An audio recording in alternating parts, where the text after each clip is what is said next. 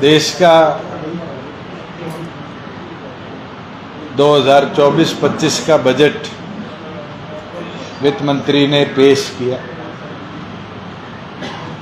और चुनावी वर्ष देखते हुए हरियाणा को निराशा हाथ लगी।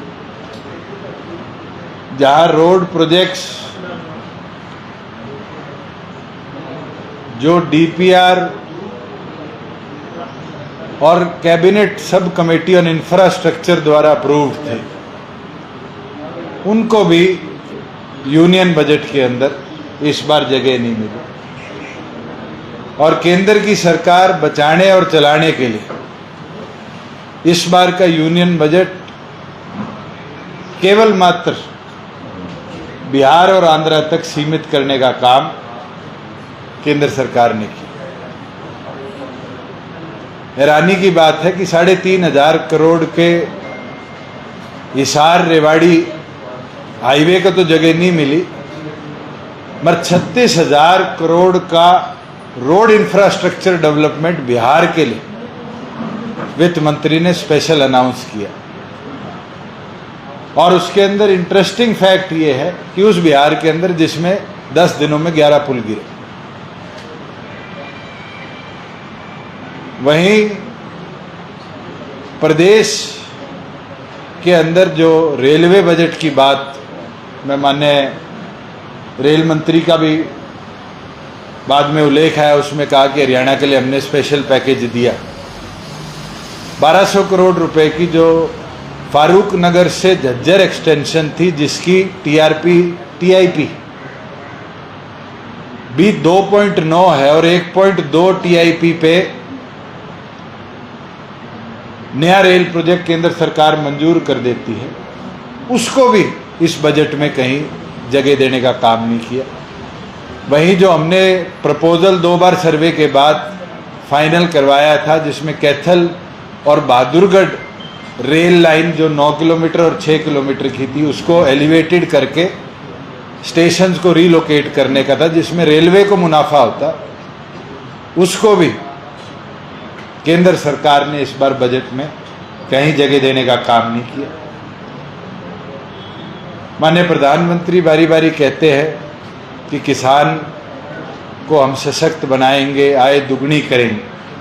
हैरानी की चीज है कि 2022 में कृषि सम्मान निधि में 11.39 करोड़ रुपया बांटा गया था और इस बार उसी केंद्र बजट में 9 करोड़ और 26 करोड़ रुपया केवल मात्र रखा गया।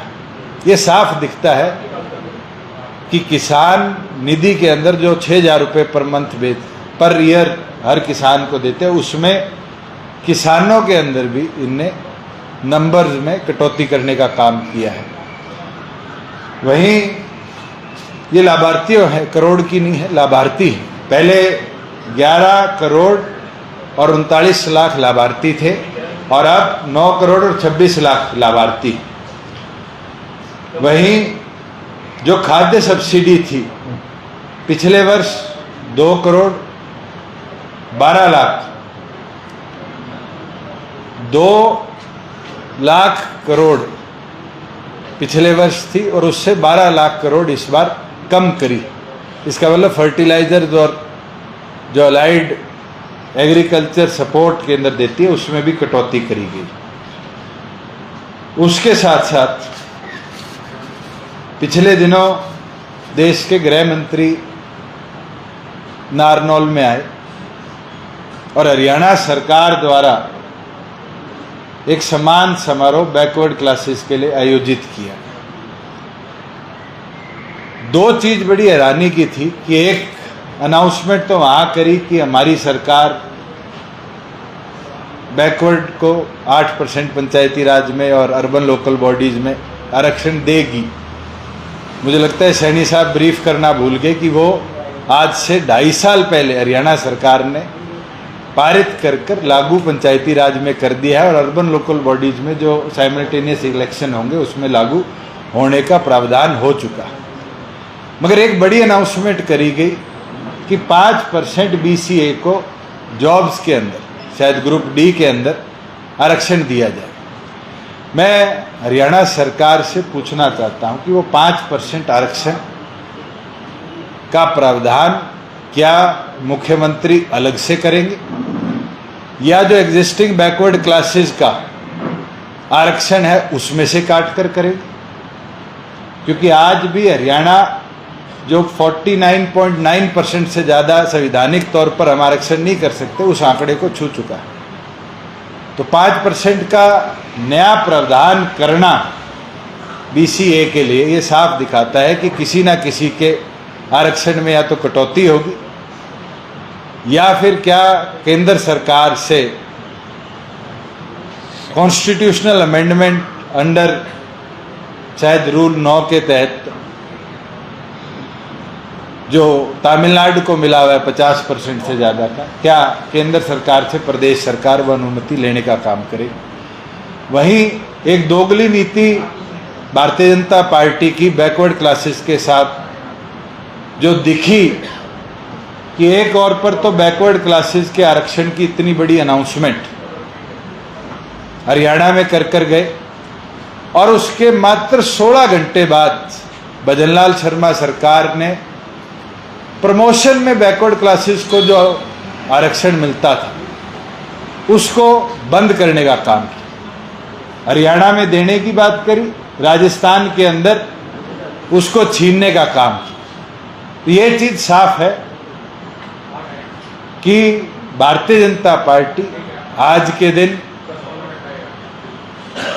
बैकवर्ड क्लासेस के अंदर भी बंटवारा कर उसमें भी विभाजन करने का काम कर रही है। और उस समान समारोह के बाद आप जैसे एक साथी ने मेरे को डाटा दी कि नायब सैनी जी जब से मुख्यमंत्री बने हैं और 6 जून को जब कोड ऑफ कंडक्ट को इलेक्शन कमीशन ने विड्रॉ किया, उसके बाद समान समारोह में जुटे पड़े। मुझे हैरानी है कि रादर कि वो कोई फैसले ले और अपना सम्मान कराए, उन फैसलों पे सिर्फ अपना सम्मान लेने का काम कर रहे हैं जो फैसले शायद हमने 2-3 साल पहले करे, जिसके अंदर पहले श्रमिक जागरूकता सम्मान समारोह किया 19 जून को जींद के, और उसके अंदर जो पॉलिसीज लेबर वेलफेयर बोर्ड में 2020 और 21 में हमने लागू करी थी, जिसमें पेंशन 500 रुपये ज़्यादा थी, स्कूटी देने की बात थी, श्रमिकों को UPSC की तैयारी देने की बात थी, वही योजनाएं दोबारा गिनवाने का काम किया। उसके बाद 20 जून को हिसार एयरपोर्ट पे नारियल फोड़ के आए, जिस टर्मिनल का शायद मनोहर लाल जी 2 बार नारियल फोड़े।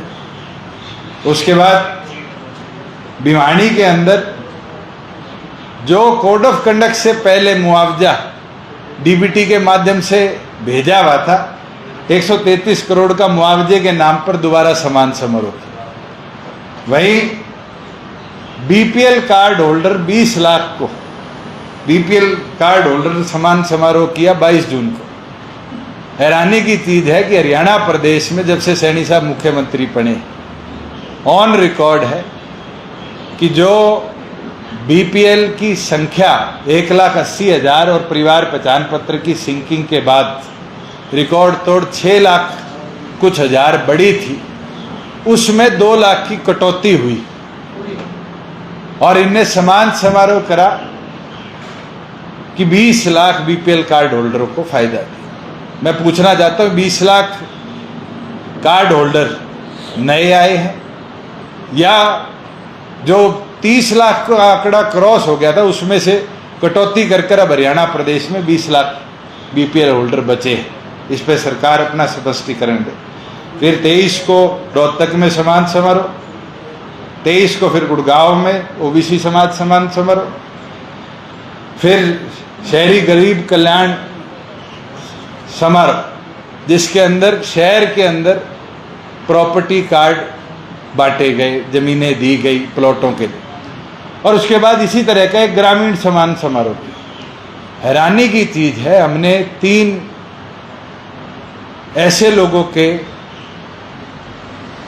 डाटा निकलवाए जिन लोगों को प्लॉट की रजिस्ट्रियों की फोटो खिंचवाई गई, पानीपत में शायद एक हुई,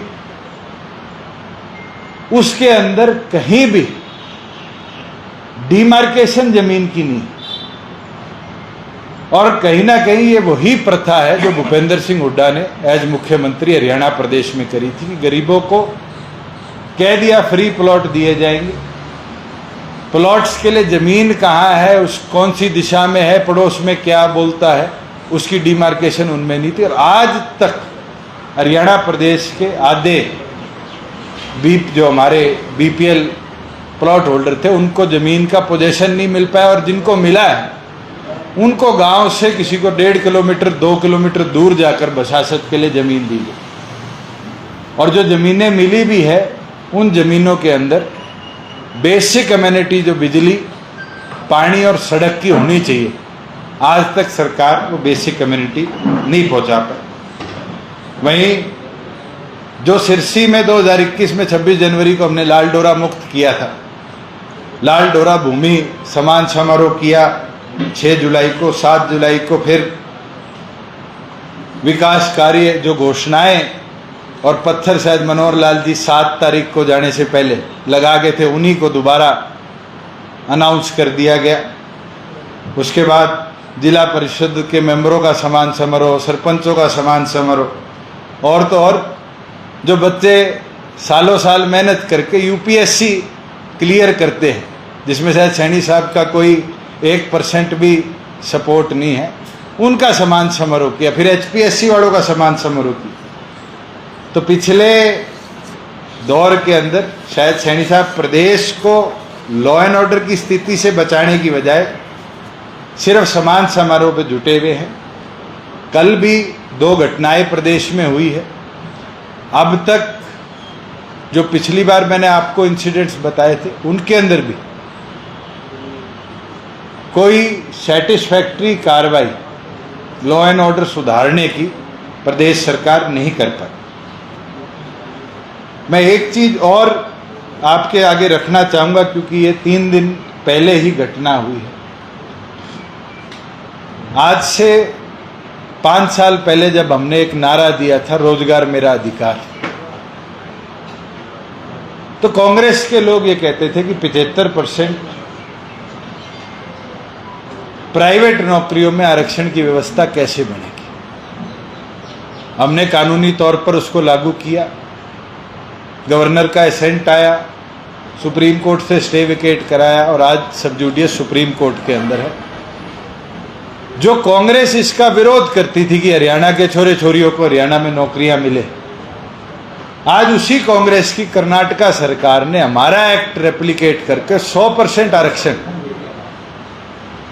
प्राइवेट नौकरियों के अंदर देने के कानून की घोषणा करी। मैं भूपेंद्र हुड्डा जी से पूछना चाहता हूं कि क्या हरियाणा के युवाओं के लिए वो और उनकी पार्टी आज कर्नाटका की कांग्रेस की तरह हरियाणा को रोजगार देने के लक्ष्य में हमारा साथ देगी, या वो आज भी सिर्फ प्रॉपर्टी बिल्डर्स और लैंड माफियाओं का साथ देकर हरियाणा के छोरे छोरियों के रोजगार के अवसर को भगाना चाहिए।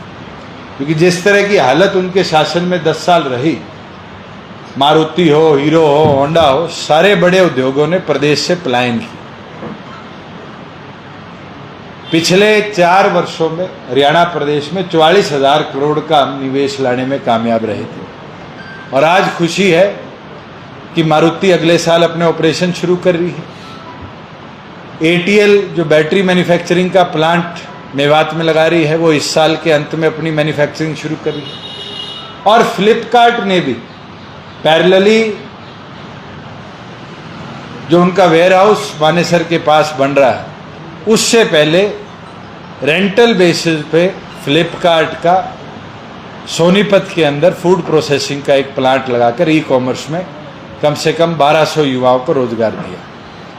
क्या कांग्रेस की नीति हरियाणा में रोजगार पैदा करने की है, या आने वाले भविष्य में इसी तरह के लैंड माफिया के हाथ प्रॉपर्टी बिल्डिंग को आगे ले जाने की? और एक चीज जो इस बार के यूनियन बजट में घोषित किया है, शायद आप सब भी अवेयर है, कि इस बार कैपिटल गेन टैक्स को 6% करा, मगर उसके साथ साथ एक नई प्रथा देश में शुरू कर दी जो केवल मात्र बड़े बिल्डर्स को मुनाफा देने के लिए घोषित है। पहले अगर कोई गरीब आदमी 10 लाख रुपए का फ्लैट लेता था और 15 साल बाद उसको ओवर टाइम वैल्यूएशन के हिसाब से बेचता था तो उसको टैक्स नहीं लगता, बिल्डर को ही फर्स्ट टाइम सारा टैक्स देना पड़ता। आज उनको तो रियायत दे दी, मगर वहीं दूसरी ओर पर अगर गरीब आदमी आज 10 लाख की चीज को 10 साल बाद 50 लाख में बेचेगा तो उसको 50 लाख पे कैपिटल गेन टैक्स देना पड़ेगा। ये तो आम आदमी पर मोदी सरकार की एक बहुत बड़ी मार है, और इस मार से मुझे लगता है जो हरियाणा प्रदेश में लोगों की मूवमेंट थी, एक हरियाणा प्रदेश ऐसी जगह बन रही थी जहां लोग बड़ी संख्या में, बड़ी मात्रा में अपना आशियाना शिफ्ट कर रहे थे, चाहे वो पंचकुला हो, चाहे एनसीआर हो। आने वाले भविष्य में जो टीयर 2, टीयर 3 सिटीज़ हमारे शहरों के पास है, चाहे वो नोएडा का ग्रेटर नोएडा इलाका हो, गाजियाबाद हो, या पंचकुला का अल्टरनेट जीरकपुर मोहाली हो, हरियाणा प्रदेश जैसे विकसित प्रदेश को इसका बहुत ज़्यादा नुकसान होगा। मैं वित्त मंत्री को भी पत्र लिखूंगा और मैं चाहूँगा हरियाणा सरकार भी इसके ऊपर केंद्र सरकार को ये मांग रखे कि हमें इसके ऊपर रीथिंक करना चाहिए, क्योंकि इसमें सबसे बड़ी मार किसी को पड़ेगी तो जो आने वाले भविष्य में गरीब आदमी अपने बच्चों को कोई चीज़ दे के जाएगा, और जिस तरह के टैक्स की मार उस पर पड़ेगी, उससे सबसे ज़्यादा नुकसान किसान का और गरीब आदमी का।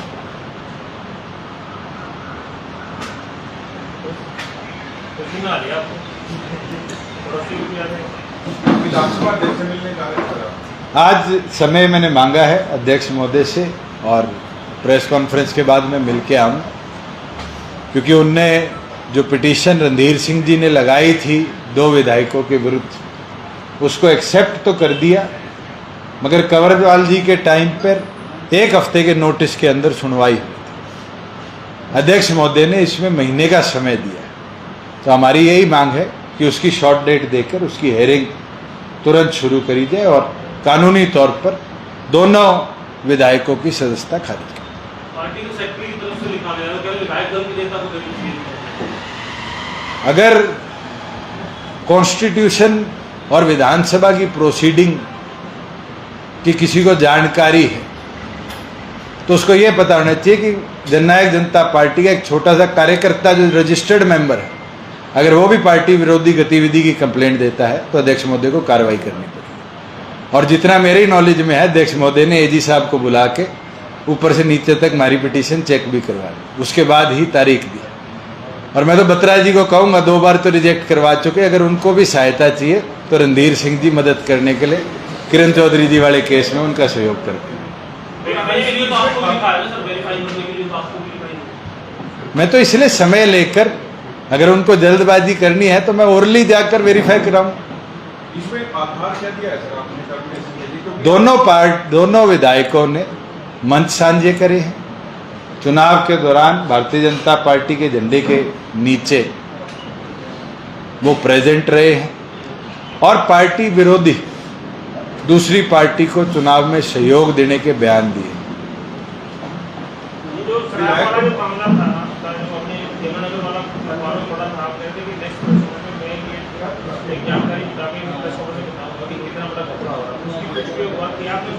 आज तक जिस डिस्टिलरी से वो ट्रक निकला, और ट्रक ड्राइवर का बयान भी ऑफिशियली पुलिस के पास रिकॉर्डेड है, जिसमें मालिक तक का नाम है, और एक्साइज एक्ट जो 2021 में अमेंड हुआ था उसमें प्रोविजन है कि अगर इस तरह की बात आती है तो डायरेक्टर्स तक को पुलिस इन्वेस्टिगेशन में इन्वॉल्व करना चाहिए। हरियाणा पुलिस नहीं कर पाई। कहीं ना कहीं हरियाणा पुलिस डीजीपी के नेतृत्व में इस पूरे मामले को दबाने का प्रयास कर। सर, ये इंफॉर्मेशन आ रही है कि बिट्टू बजरंगी फरीदाबाद से चुनाव लड़ सकते हैं बीजेपी के, कैसा? आप लड़ लो, कौन रोकता है? कोई किसी पार्टी का प्राइमरी मेंबर है, पार्टी उसको टिकट देती है, उसको चुनाव लड़ने से कोई नहीं रोक सकता। नहीं, पर उनका नाम नून हिंसा में भी था, ऐसा कई केसेस हैं उनके। मेरे ख्याल से वो मेरठ वाली हिंसा में सोम साहब का भी था। नाम तो पता नहीं किसके कितने मुकदमों में आते हैं। उससे आज के दिन मेरे ख्याल से हरियाणा विधानसभा में सबसे ज्यादा ईडी के मुकदमे तो भूपेंद्र हुड्डा पे लड़ रहे हैं। क्या कांग्रेस उनकी टिकट काटेगी? और एक नया पर्चा और हुआ है, शायद 800 करोड़ का है, 1000 करोड़ का लैंड डील का है, जिसमें रेलीगेयर तक इन्वॉल्व है। ये साफ दिखाता है कि जो बात हम कहते थे कि भूपेंद्र हुड्डा की सरकार में सबसे ज्यादा किसान की जमीन की लूट मचाएगी प्राइवेट बिल्डरों के साथ मिलकर। धीरे धीरे एक एक पन्ना जो डॉक्टर अजय सिंह चौटाला जी ने चार्जशीट बनाई थी उसका खुलता जा रहा है। और ये चीज जब सामने आने लगी कि इनका मोडस ऑपरेंडी क्या था और किस तरीके से उस समय के मुख्यमंत्री भूपेंद्र हुड्डा ने कंपनी से कंपनी में पैसा ट्रांसफर कराकर अपने यारों प्यारों के नाम शेयर करवाने का काम किया। अगर आप चाहते हो तो मैं आपको अलग से डाटा प्रोवाइड कर दूंगा, चाहे वो अलग से क्यों नहीं प्रेस कॉन्फ्रेंस नहीं, अभी मेरे पास है नहीं, वो अब इतनी मोटी चार्जशीट है, मैं आपको कॉपी दे दूँ। चलो आपको चाहिए तो एक बार आपके साथ दोबारा बैठ जाओ, उसमें यही बता दूंगा कि नंबरदार के नाम क्या है, बिट्टू के नाम क्या है, सिट्टू के नाम क्या है, किसके वाटिका के शेयर हैं, किसके रामप्रस्ता के शेयर है, कौन कौन डायरेक्टर रह गए। आपकी इच्छा पूरी कर लूँगा, हफ्ते बाद फिर बैठ जाएगी। आप यूं आते रहोगे मुझे भी खुशी होती रहेगी। सर, ये पंजाब अपोज कर रहा है जो 3 गैलेंट्री की बात की गई है, 3 पुलिस वालों को, आईपीएस ऑफिसर्स भी, जो किसानों के साथ किसानों को आगे नहीं बढ़ने दिया। मेरे संज्ञान में मामला नहीं है। दुष्यंत जी कल फतेहाबाद में थे तो वो जो सरकार की उपलब्धियां बता रहे थे उसमें कांग्रेस के टाइम के पेमेंट को आगे पब्लिक। अरे मैं अभी तो ये समान समारोह गिरा के गया हूँ कि सैनी साहब अपने 4 महीने के एक करीबी वादा तो पूरा पब्लिक के आगे आकर बताए। आप तो कांग्रेस शासन की बता रहे हो, अब तक जितने समान समारोह है वो तो सारे आधे ज्यादा तो मेरे महकमों के हैं और मेरे टाइम के हैं। और सैनी साहब का कंट्रोल गवर्नमेंट में इतना कमजोर है कि कल 12 घंटे डॉक्टरों के साथ बैठक करने के बाद हरियाणा की मेडिकल व्यवस्था को फेलियर की ओर ले जाने में वो कामयाब है। डॉक्टरों के साथ बेनतीजा बैठक और आज उनकी हड़ताल जाना हरियाणा प्रदेश के मेडिकल सिस्टम का फेलियर सामने आता है। और फेलियर नहीं, आज तक जो उनने आयुष्मान इम्पैनल्ड हॉस्पिटल के 300 करोड़ के ड्यूज भेजने की बात थी उसको भी वो फुलफिल नहीं कर पाए। 4 दिन के लिए उनका तो केवल मात्र एक कार्य रह गया कि सुबह चंडीगढ़ से हेलीकॉप्टर में कहीं जाते हैं, शाम को आते। आपने कहीं सुना है कि किसी डिपार्टमेंट का ओवरऑल रिव्यू उनने किया? एक होम डिपार्टमेंट का था और आप जैसा ही एक भाई बंधु बता रहा था कि उसके अंदर ये कहा गया कि क्राइम हो जाता है पुलिस से पहले तो लोग बता देते हैं, टीवी बता देते हैं। प्रदेश के मुख्यमंत्री की ये हाल कि आज उनके सीआईडी जैसे तंत्र इतने कमजोर हैं कि वो इंफॉर्मेशन भी उनको प्रॉपरली प्रोवाइड नहीं कर पाते। हमारे 22 के 22 जिलों की बैठक संपूर्ण हो चुकी, बड़े अच्छे तरीके से कार्यकर्ताओं की हमारे राष्ट्रीय अध्यक्ष ने बात भी सुनी और 30 तारीख तक का टारगेट राष्ट्रीय अध्यक्ष ने लिया है, जिसके अंदर संगठनिक ढांचा जिले और हल्के लेवल तक पूरा दोबारा हम अनाउंस करेंगे और 1 अगस्त से लेकर नॉन स्टॉप प्रदेश का भ्रमण कर विधानसभा के भरपूर तैयारियों के अंदर संगठन जुटे।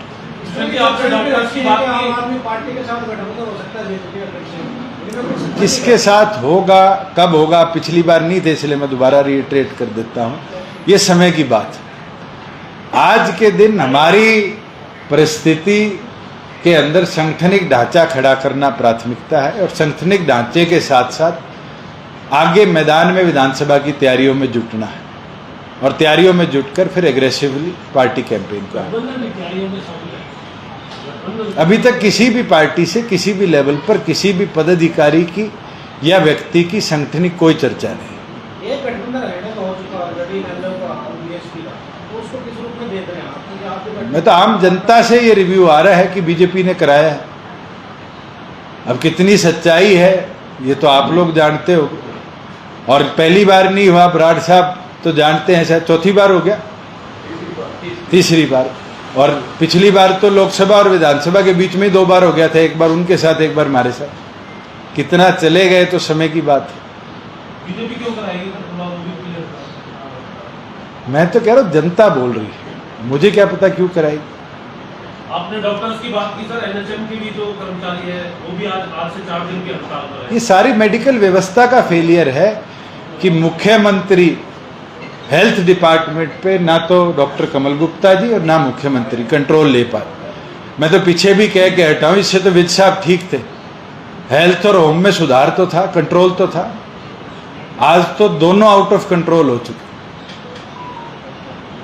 जब तक एडमिनिस्ट्रेटर स्ट्रांग नहीं होगा तो इस तरह की कमियां आती रहेंगी। एडमिनिस्ट्रेटर मजबूत होगा तो इन चीजों पे प्रतिबंध लगते रहेंगे। एक सेक्टर विधायकों की आपने जो शिकायत किया अपनी पार्टी के, उस पर रिएक्शन चाहूंगा।